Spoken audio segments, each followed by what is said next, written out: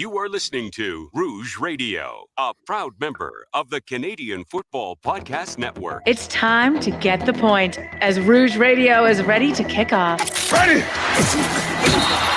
The best football talk with the best in the business. So what is the cost? You have 2 first-round picks this year because the Argos are dumb enough to trade for Drew Willie. A few rookies. We go directly to the on-field product. We welcome to the show the 20th overall pick in this past Sunday's CFL draft, DeAndre Wright of the Alouettes. DeAndre, welcome to the show. Thank you, guys. Thank you for having me. And the occasional Hall of Famer. Please welcome Doug Brown, who is one of the members of the current class of 2016 in the CFL Hall of Fame. Doug, thanks for joining us today. Oh, thank you guys for the kind words and for having me on the program. Rouge Radio is on the air. Here's your hosts, Robert Dalton and Tony Allen.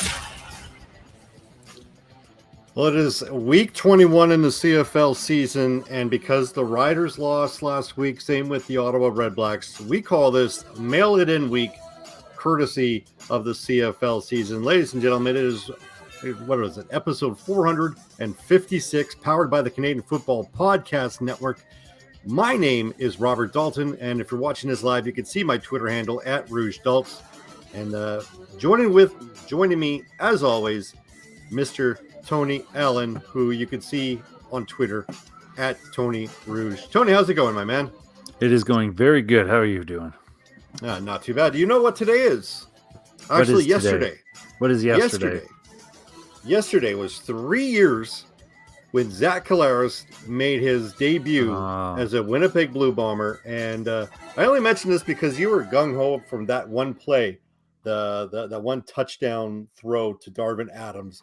You were insisting that was going to be the top play when TSN usually does your plays of the year. It ended up being what? Absolutely should have been. It ended up being what? Top. I think it was top 10, but it was like 8 or 9 or something like that. Yeah, I'll admit. And I said it should be one. I knew TSN wouldn't actually do the right thing and make it number one because hockey would have to be one or a football catch in the NFL. But either way, at least they had the smarts to make it a top 10. It was pretty outstanding. Yeah. I'm assuming you are back home in Medicine Hat. Yep. We are final production of the old broadcast studio. You can I don't know if you can see, but there's boxes galore behind me. So when we record next week, we will be. Where am I boring you? No, sorry. Just busy day. Life's good, huh? Oh yeah, everything's going well. Working hard. Staying busy. The only thing is this is the rough part of the year as far as celebration goes because one of my sons has his birthday this month, another one has one next month, and it's Christmas, then Tracy's is in January, my daughter's is in February. So This is like murder's row for presents these next 4 months, 5 months. So I know. There's a lot of present giving and a lot of celebrating over the next 5 months. My birthday is in April. My oldest daughter's in May.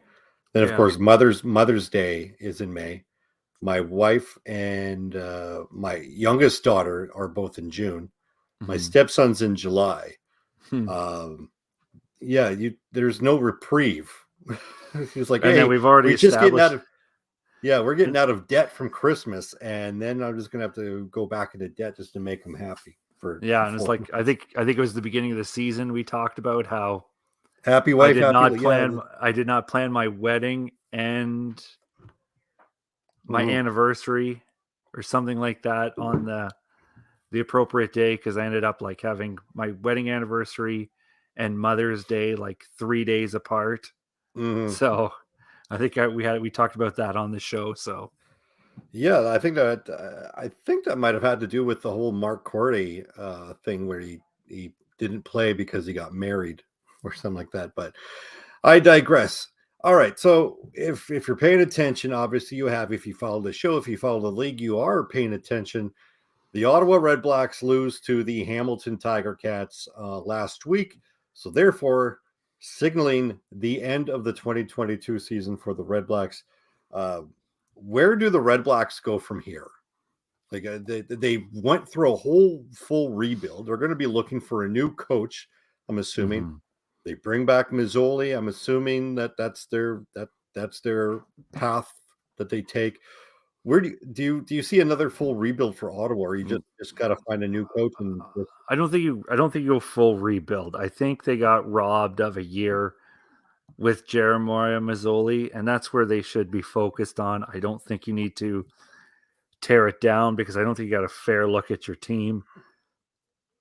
Some of it will be on the coach and strategy and what Ottawa did through the season, play calling. That's always going to be in question. But you made all you retooled, you replanned, you remade everything basically across the board. Maybe, obviously, free agency is going to be where you want to pick up one or two things, but you never really got a chance to see where you were going to go with Jeremiah Mazzoli. And I mean, it didn't look amazing in the short time we did get to see him, but you got to let it develop. So if I was in charge of Ottawa, I wouldn't be too eager to overhaul everything. Fans were probably very unhappy. They didn't like what they saw, but I think their season went off the rail early and it was difficult to rebound. I wouldn't be too anxious to overhaul this lineup again. I let it develop a little over the next couple seasons. If it means some bad years, you're going to have them, but you need to let this group come together and at least know which guys you want to keep around for the next 3 years and which one are okay to walk away from. And I really need to see this thing take a legitimate chance with Mazzoli to run the crew. That's just my belief, though. Well, when Mazzoli went down, it was week 5, so they were 0-4 with Mazzoli at the helm. Mm-hmm.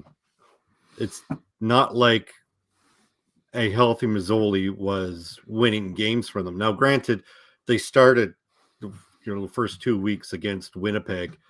So schedule. I mean, you could argue that they were in between a rock and a hard place, because if they fall 0-2, which they did, it's like, okay, well, you just ruined free agency for yourself. But at the same time, it's like, well, they were competitive. Some could argue that they should have won the first game. Yeah. But I'm not going to go full rebuild. I would go retool, because there were some aspects of the offense. Play calling wasn't all there. I mean, that's just part of, the Paul LaPolice head coach magic. I don't like the idea of a head coach holding another position within a team. It really hampers your team, and it really showed. Offensively, there were some issues on the offensive line, and I thought that they could have used a little bit more weapons in the receiving core. And I think that if there's one thing they could do, they could probably upgrade the running game. What will be interesting to see how they operate if they manage to keep Nick Arbuckle, like a tandem of Mazzoli and Arbuckle in a quarterback package, just similar to what maybe Winnipeg used with Collaros and Nichols and Strevler, something similar to that. That will be interesting to do. Defensively, if they manage to keep Malden on the defensive line, keep that secondary intact, I don't know. Definitely improving. They were more competitive this year than they were the year prior, but still, when you look at their record, 4-13 at this point, whether or not they beat Hamilton this week, it's really irrelevant, because they've been in 2023 mode for a couple of weeks. So I'm going to say retool, not a full rebuild. And I think it all depends on where they go for the selection of coach. Any prediction for head coaching for Ottawa before we move on to the green and white team? No, I don't think I can go down that head coach route yet. I can't even make a prediction of if they will go off the map and take someone we haven't heard of or recycle someone. But I was paying attention to you, but I was looking at my phone here just because I needed a refresher of those, the weeks. And you said week 5 is when Mazzoli had gone down. And in week 3, Ottawa had the bye, so they hadn't even played 4 games yet. And in total, they had only lost those 2 to Winnipeg by a combined, 9 points. That was it. Like, you combine the 2 games, it was only 9 points, and then they only lost to BC in their next game after the bye, Nathan Rourke's BC Lions, and they only lost by 3 points there. So, I mean, it depends how you look at it. If 3 losses is 3 losses and then that's all you see, then yeah, maybe Mazzoli didn't have an impact. But if you looked at Ottawa being competitive, like, they still put 30 on BC, and of course they made Winnipeg earn both those wins. So I guess it depends how you look at it. If it's all that matters is the wins and nothing else, then yeah, it was Mazzoli didn't make much of an impact. I just needed that refresher. But overall, I don't think we need to blow up the Ottawa Red Blacks this off season. That might be a little bit too early, and that's just how I saw it. But as for coaching, I don't know where they could possibly go. You want a wild prediction? Sure. Craig Dickinson. Oh, no, that one would be so bad.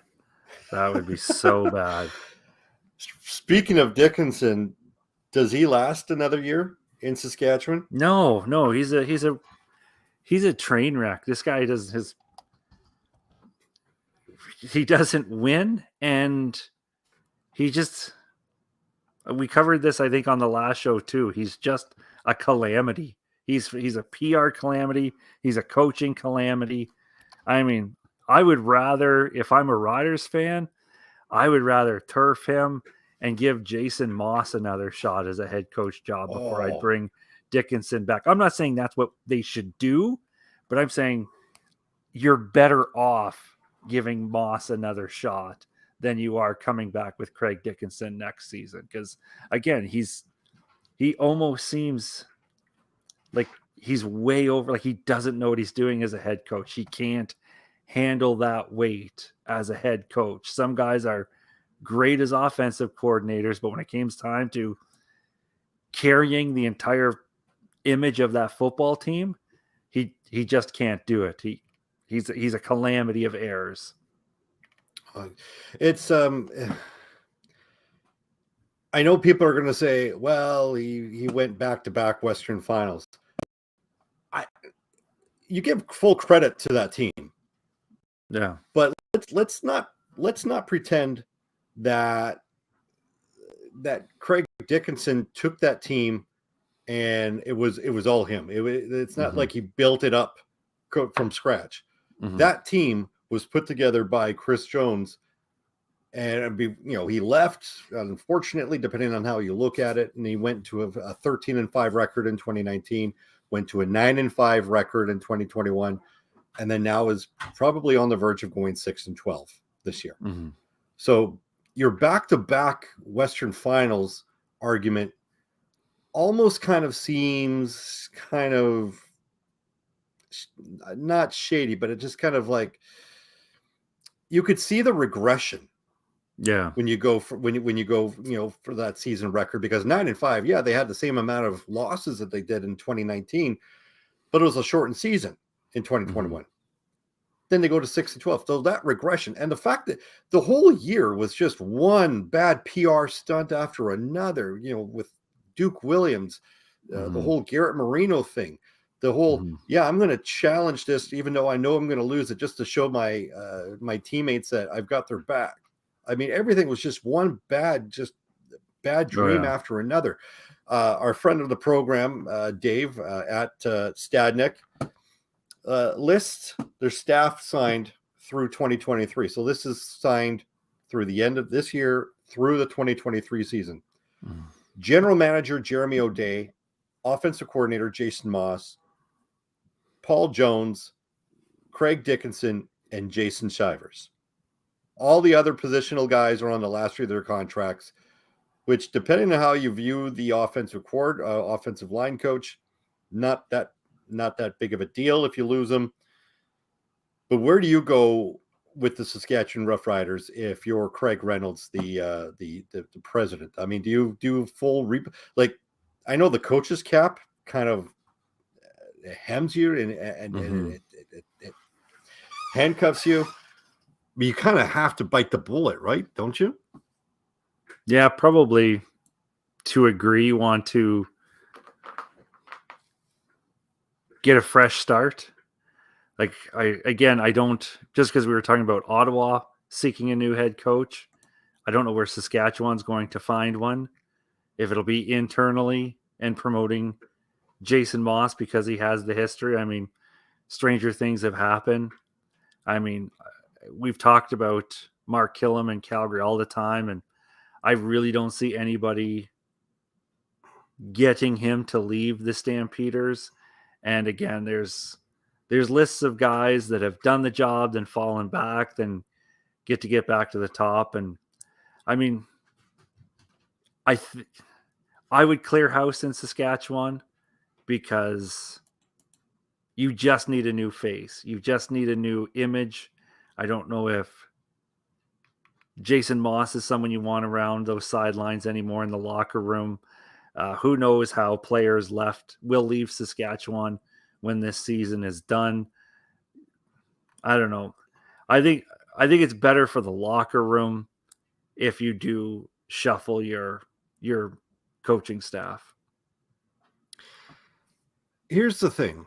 A lot of people will say Jeremy O'Day should get another chance at the bucket here because Craig Dickinson technically wasn't his choice.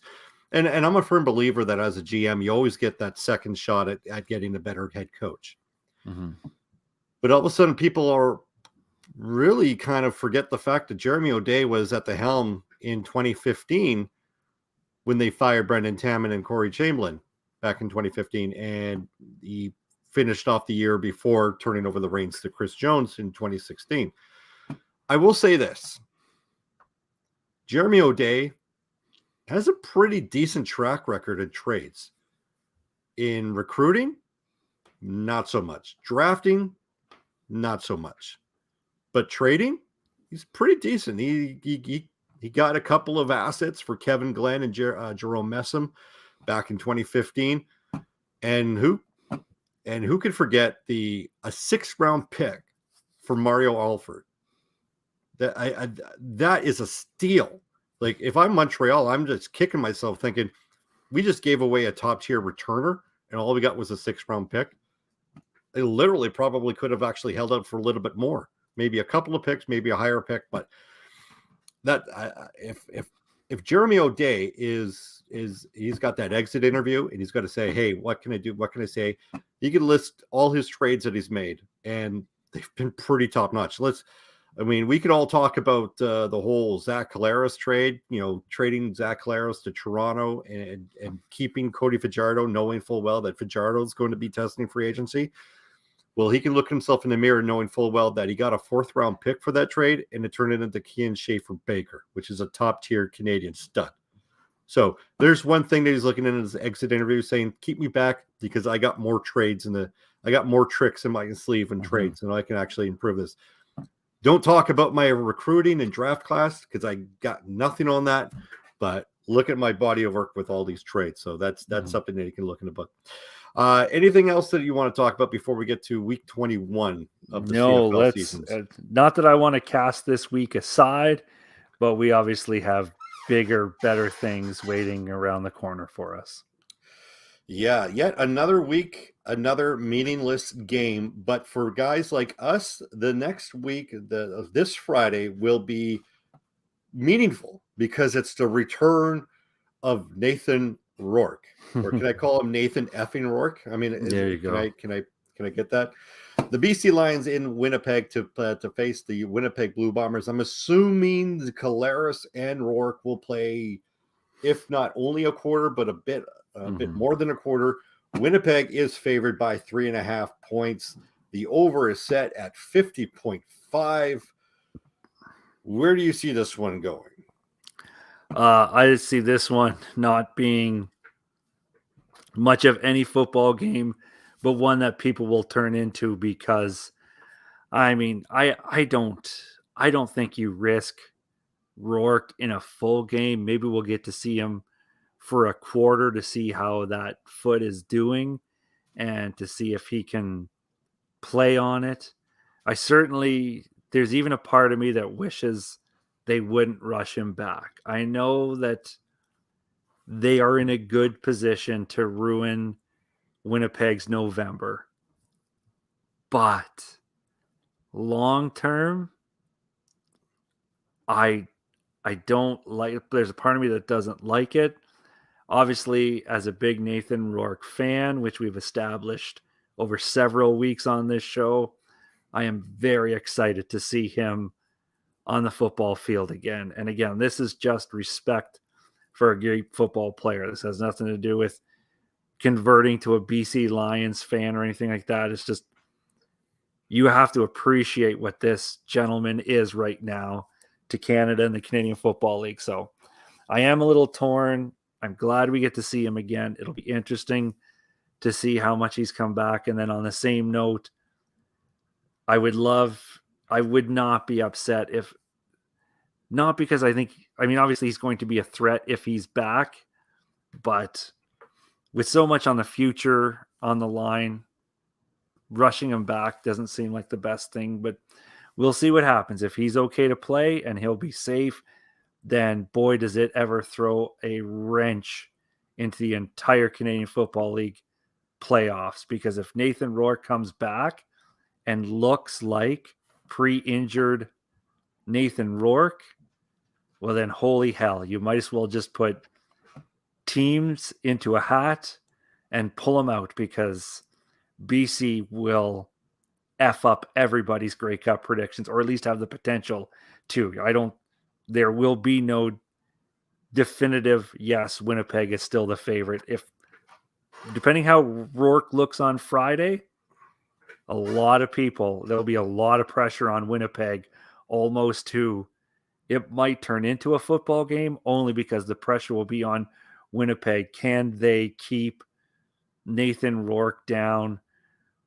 We won't count this one. We'll say the third and final time in a Western final when it would really matter, because they've beaten him twice. But if he's back, they'll need to prove that they can keep him down one more time. Mm-hmm. So throughout all that, do you have a prediction? Would you take Winnipeg right, plus the 3.5 points? Right. I forgot. I don't see my banner up here. So with my but do I want to take Winnipeg? Do I? I'm just not getting my stats up here. Whew. Sorry, I was not prepared. I was too busy praising Nathan Rourke like I always do. Nathan, I think I'm going to take him. I think I'd still take Winnipeg overall to cover at the end of the day. After all the drama, after all the hype, I still think it's just going to be a sample for Nathan Rourke, and then you'll go back. I don't think we'll see Winnipeg go all the way out either. It's so tough to call this time of year, because Winnipeg could still just blow them out, because neither team is really going to be doing anything. And Winnipeg's at home. I think I'm still going to take Winnipeg, though. I feel Winnipeg comfortable. plus the 3.5. Yeah. I am for that. I am, though, kind of questioning whether or not I should take the over, though, right? You got Nathan Rourke and Zach Collaros, one of the two top passers in the CFL. Will they throw a lot, or will they just go run it? It's going to get pretty cool this Friday. I am kind of really tempted to take the under for this one. Next game on the docket is actually a triple header. By the way, let's stop triple headers, one a year. and for all the triple header, like, okay, you could buy the triple header around when they did it. I think it was the week 10 or week 11. I could be mistaken. But once a year, that's great, because those games mean something. This Saturday, none of the games mean anything. Mm-hmm. They mean absolutely nothing. The Toronto Argonauts host the Montreal Alouettes. There's the bubble on the screen. Toronto favored by 3. The over-under set at 49. Your thoughts on that one? I'm certainly not taking. I'm certainly taking the under on that one. I don't see 50 plus points happening in this football game, and honestly, I'm taking Montreal probably in this football game because, believe it or not, Homer McLeod Thompson is one of the best quarterbacks in the Canadian Football League, whether you like it or not. Whether you want to argue he plays in the East or whatever, he's got numbers. And I can't see Toronto risking him. He's going to sit, and then who do you put in for Toronto after that? Like, I literally don't even know Kelly. who the backup. Yeah, it's like everything is on Bethel McLeod Thompson's shoulders right now. Like, I mean, we could even be sitting on the precipice of a breakout Homer McLeod Thompson season, depending on how the Grey Cup playoffs go. Because to me, Toronto's the favorite. People will say like people are going to tell me, no, Hamilton's making a comeback, blah, blah, blah. Hamilton looks good. No, they're beating Ottawa. They're not looking good. They don't. I'm sorry. They don't look good. And Montreal, as we've known all season, is win one, lose one, win one, lose one. They're not impressing one. I think Toronto is your favorite right now to come out of the East. So they're going to pump the brakes because they have a legitimate shot. Out of those three teams, they have the legitimate shot to go to the Grey Cup. And I can't see you wanting to risk any of that. So I would probably take Montreal in this one, but I'm not taking 50 points in the overall game. Oh yeah, I'm definitely with you on that one. And it's to me, I think the experience of even the limited experience of Chad Kelly versus whatever Montreal's going to throw out there, probably Dominic Davis. But I like Toronto more than a team quarterback by Dominic Davis, and definitely heavy on the under. Next game is the Hamilton Tiger Cats, the middle game. The Hamilton Tiger Cats going into Ottawa. Hamilton favored by 1.5, a point and a half, and the over-under is set at 49. I don't think we really need to go further on this one. Ottawa at home doesn't equal a victory for Ottawa. So wouldn't you know it, in the game that doesn't mean anything, I'm going to go with Ottawa on this one. I just think that they've been playing better. This game really means nothing to Hamilton. They want to just get some backup, some playing time. Ottawa, probably they're starting Caleb Evans. Darbuckle's not going to be playing that much. I do like Ottawa to actually upset the Tiger Cats in this one, but just by virtue of them playing a little bit more of their regular starters, I'm still going to say take the under on this one because I'm not convinced either offense can be consistent enough to take you both over 50. Your thoughts? Yeah, I think Ottawa's had a lot of fight with them in these last couple of weeks. Like, I like that Ottawa still has some fight in them. I think they're going to go all out to try and give the fans one final hurrah to wrap up the season. But I don't think they're going to have it in. I think Hamilton probably still takes it in a close one. Definitely not going to. I'm taking the under on it as well, but I'm going to take Hamilton to cover that 1.5 pretty easily. And as I go through the last game of the triple header, last game of the regular season, this will let you know, as you're seeing at the bottom of the screen scrolling by, SIA.com/Rouge. Partner with our friends at Sports Interaction. Go to SIA.com/Rouge. Your first deposit will be matched up to 125% by our friends at the SIA. And again, you are supporting local Canadian betting company as well as a Canadian podcast. So we definitely appreciate your support. Saskatchewan, Calgary. Calgary is favored by 5.5 points. The over-under is set at 49. Based on what I saw last week, and Bo Levi Mitchell is apparently starting this game in Calgary at home, it's going to be tough to take or not to take Calgary plus the points and possibly take the over. Maybe you give Saskatchewan an extra touchdown by virtue of having a little bit more chemistry between your backup and your starter or your receiving core. defensively, if they can tone down that those missed tackles that they had last week, they could probably limit guys like Dedrick Mills or Kadeem Carey or even Peyton Logan. But I think Calgary runs away with this one, just like they did last week. Like literally run away with this one. Your thoughts? Carey was unbelievable in that football game, just like he's been all season long. Like what a treat to watch that guy. And he'll probably, they'll start peeling guys out of the Stampeders lineup.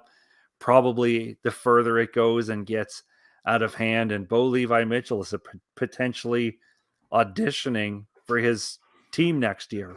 I mean, as much as I think Bo should go out to the East just to help football there and help a team, I mean, he's a free agent, and I think Saskatchewan's going to come at him with money. I don't know if Saskatchewan's in a place to outbid anyone, but they're obviously interested, and this is Bo Levi Mitchell's chance to get someone's attention, whether he's auditioning for the Rough Riders next year or a team out East that will want to take a flyer on an older Bo Levi Mitchell, but still effective. I think, and Bo, he's still a winner. I'm never going to badmouth Bo, and I'm never going to see him anything other than a winner. And I think he's going to go out with a bang as well and just crush the Saskatchewan Roughriders. I'll take the over and the points on that one.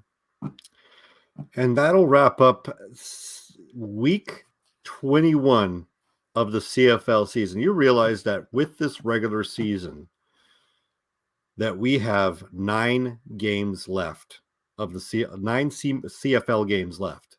Bittersweet time of the year. Yeah. And it almost seems like less than 10 seems to be kind of like it's bittersweet, right? Mm-hmm. Because you're like, you want to get to the Grey Cup, but at the same time, you want more CFL ball. That'll do it for episode 456, powered by the Canadian Football Podcast Network. Tony, any final thoughts? Yeah, this as the regular season wraps up, it's been a pleasure doing this with you again, Dults. I know we still have the postseason to go through, but I mean, not to air personal stuff, I feel it's been a very trying year for you and I both. We've been through some pretty big shit, and we got to the end of the regular season. We're still intact, and it's just been always a pleasure to do this. I'm glad we made it another regular season, and this postseason is just going to be phenomenal again. Yeah, we can't wait to make it 14 years of this podcast, where 7 of them where we haven't met. Yeah. There's got to be, you know what? You and I meeting at the 109th Grey Cup is going to be the halftime show. I think so. That's what I can't believe you just said that, because I was going to joke about that on Twitter that the halftime show should just be you and I finally meeting after whatever's 9 years. That's funny. Oh, man. We're in sync. It's funny because, we always do the show Wednesday nights now, or we have a select schedule.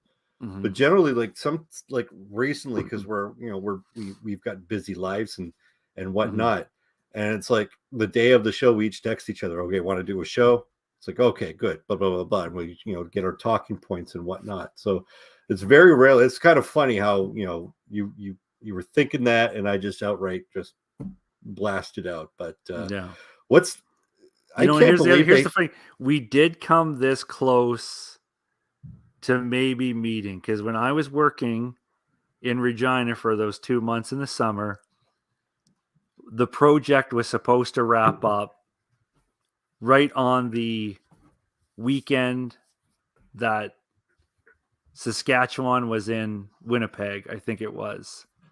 And for the Banjo Bowl? No, it was someone was in I think maybe Calgary was going to Winnipeg. I can't remember. Okay. Actually, you know what? It probably wasn't even the relevant thing was we were going to wrap up and work when the rotation wraps up. Wraps up at noon. So the guys and I, because we had been to 2 football games in Saskatchewan, we're like, now we need to go to Winnipeg. So we had devised this whole thing. It's like, let's do it. Let's just get off on the Friday, we'll drive up, get an Airbnb, go to the Bombers game the next day, and it was all set to go. But then something in the project shifted and it wasn't going to happen anymore. And I was like, I came this close. I'm like, I'm going to call Tracy and I'm going to say, listen, I'm going to go to Winnipeg. I know this is last minute. I was working it all out in my head. I'm like, no, this works out perfect. But I think the rotation ended up wrapping up 2 days early and it didn't work out anymore, but I was all ready to go. I'm like, Tracy, I'm going to go meet Daltz. I'm going to get an Airbnb, or maybe they'll let me stay with them or something, but we're going to go to the football game. And then the whole thing. So I came this close to pulling the trigger on it, but the rotation wrapped up early and I was like, oh, frig. I can't, because Winnipeg is what, 5.5, 6 hours from Regina. Yeah. I'm like, you know what? The drive home's going to suck, because then it'll be like 10-hour drive home. But I'm like, it would be absolutely worth, like, I am never going to be this close. I don't know when I'll ever be this close to Winnipeg ever again. And it almost happened this year. It was going to be like the biggest surprise of the CFL season, but I'm like, nah, it didn't work out. Apparently the football gods want us to just stay like this. Oh, geez. It's like fate, right? I know, right? Oh, geez. Yeah. Well, on that note, we'll definitely try to play. Like, okay, seriously, can we not talk about the halftime show not being announced? Like, yeah, other than being 4 games, odd, we're 4 games away from the regular season ending. Yeah, things like, it's odd it hasn't been announced, but is it really a black cloud? Like, this isn't the NFL. Our game doesn't need to be carried by the halftime show. It never has been the highlight of the Grey Cup. It has never been the feature. In the NFL, 50% of the game, sometimes it feels like 75% of the Super Bowl is the halftime show. Yeah. And the football game is secondary. Never in 109 years has the halftime show been the spotlight. Has it been the focal point? Has it been anything? It's just been. And if it's something, if it's a Canadian act, then we do our yearly, why does it have to be Canadian? Because it's Canadian Football League. But then when we go to Fall Out Boy or Black Eyed Peas, then it's like, oh my God, this is the best we can do. We have to go to America. Like, we're not going to be happy no matter what it is. We've tried the Tragically Hip. We've tried Lenny Kravitz. We've tried Justin Bieber, Alicia Cara, Shania Twain. And I think the Shania Twain one is the only one that didn't get collectively shat on. Because but we're not going to be happy. Everybody was happy about the Shania Twain, not because it was Shania Twain. It was because everybody was like just gung ho on the sled dogs. I know.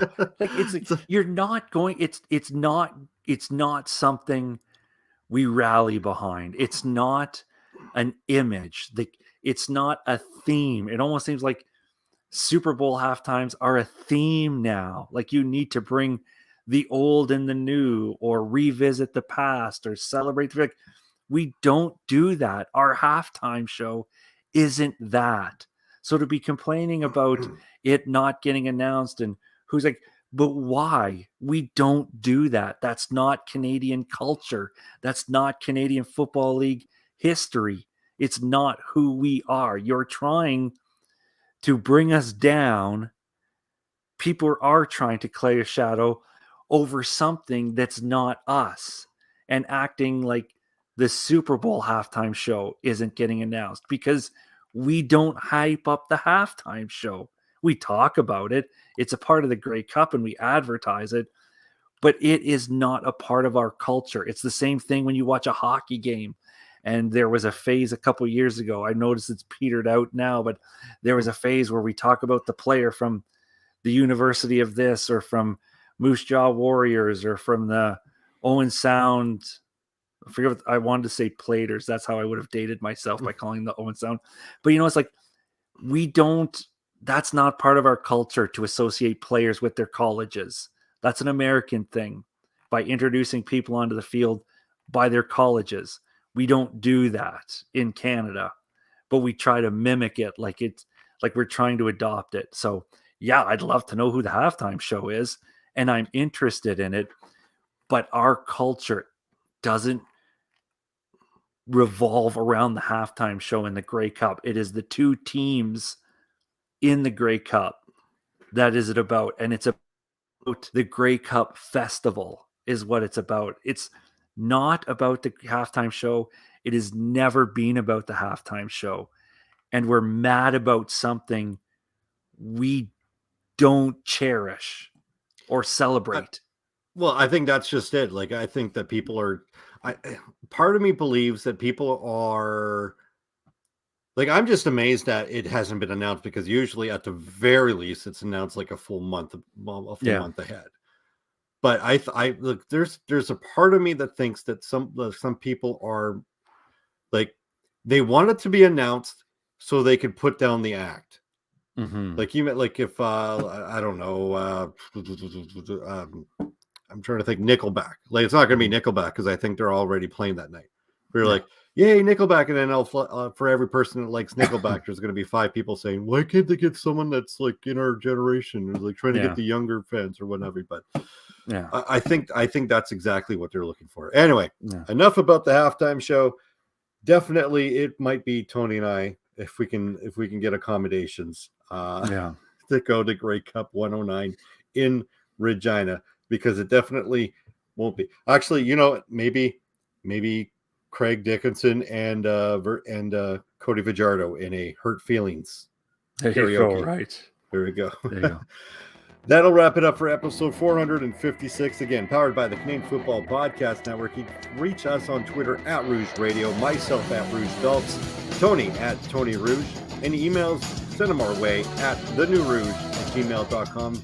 Like us on Facebook at facebook.com/Rouge. And of course, they will have all these content on YouTube. For Tony, I'm Daltz. Thanks for listening. We'll see you next week.